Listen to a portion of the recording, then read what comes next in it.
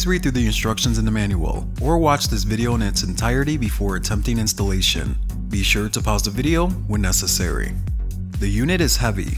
Have someone assist you when installing the unit to prevent damage or injury.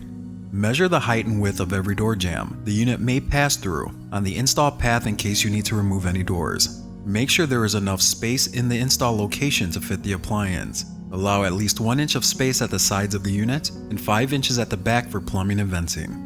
Watch our video on how to measure for installation to learn more. Install the unit on a solid floor that is strong and rigid enough to support the weight of the appliance, even when fully loaded, without flexing or bouncing. If the floor is not solid, it may cause severe vibration and noise. The room where the appliance will be installed must have a proper dryer vent exhaust system and a 120 and 240 volt grounded electrical outlets. Proper venting is important to maximize drying performance and reduce condensation and lint buildup. Unboxing the unit. Remove all packaging materials. Lift the appliance off the foam base. Make sure the plastic tub support comes off with the base and is not stuck to the bottom of the unit. Take a moment and become familiar with the components that came with the appliance. Use the wrench provided to remove all the shipping bolts at the back of the unit.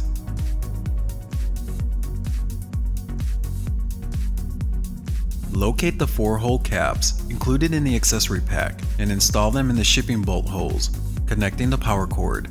Turn off the circuit breaker that connects to the dryer's power outlet. Do not plug in the power cord before installation is complete. Unscrew and remove the terminal block access cover on the upper back of the dryer using a Phillips screwdriver. Install a strain relief into the power cord through hole. Thread the 4-wire power cord through the strain relief. Note: the electrical's white neutral wire is set up for a 3-wire power cord setup by default. If installing a 4-wire power cord setup, move and attach the white neutral wire to the center screw of the terminal block. Connect the power cord wires to the corresponding terminals on the terminal block and screw them in place. If the colors of the power cord don't correspond to the colors on the terminal block, make sure that the hot leads of the power cord are attached to the far left and far right screws on the terminal block. Once the wires are attached, tighten them and the strain relief securely in place. Double check the wire connections. There should be no gap or slack. Reinstall the access cover.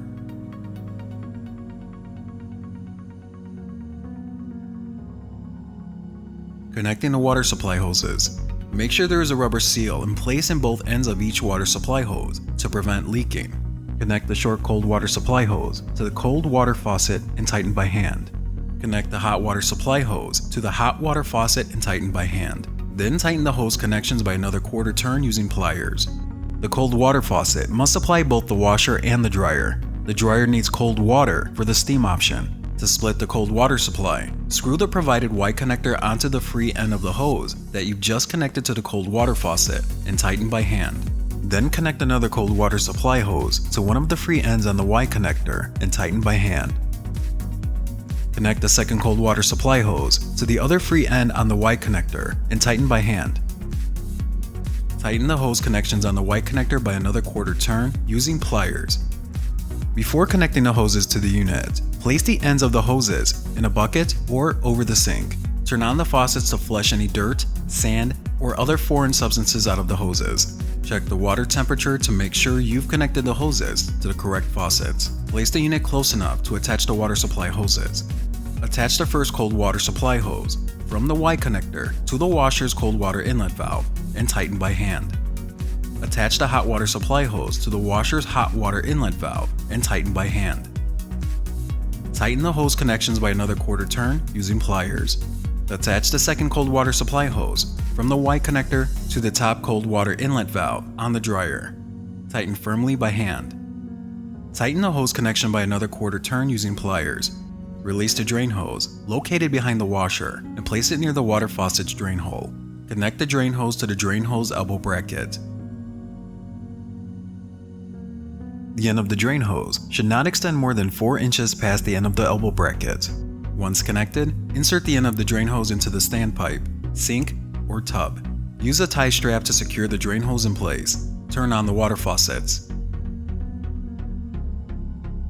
Using a dry paper towel or soft cloth, check for leaks at the Y connector and all around the water supply hose connections. If any leaks are found, shut off the water faucet, place a bucket underneath the leaky hose connection, remove the hose, and check the condition of the rubber seal before reattaching the hose and ensuring it is connected properly. Installing the dryer vent. This appliance is configured to vent to the rear. An optional vent kit is available if side venting is required. Follow the instructions in the manual or with the kit to change the vent orientation. Make sure your laundry room's dryer vent exhaust system is clear of any debris and clean old ducts before installing the dryer. Use a 4-inch rigid or semi-rigid metal duct to connect the dryer's vent to the laundry room's exhaust system. Do not use plastic, thin foil, or vinyl ducts. The exhaust duct should be as short as possible and use as few elbow joints as possible. Use aluminum foil tape on all duct joints. Connect the dryer to the vent. Adjust the connection if necessary before taping the joints. Plug the unit into both its dedicated power outlets. Move the appliance to its final install location. To help reduce any potential vibration, noise, or performance issues, level the unit properly. Using the provided wrench, turn the leveling feet in one direction to raise the appliance or the other direction to lower it. When the appliance is level, turn the lock nuts counterclockwise to tighten them. Push or rock the top edges of the appliance gently to make sure the appliance does not sway. If it does, keep adjusting the leveling legs until the appliance is stable. Turn on the circuit breaker that connects to the appliance's power outlet. You are now ready to use your wash tower with sensor control.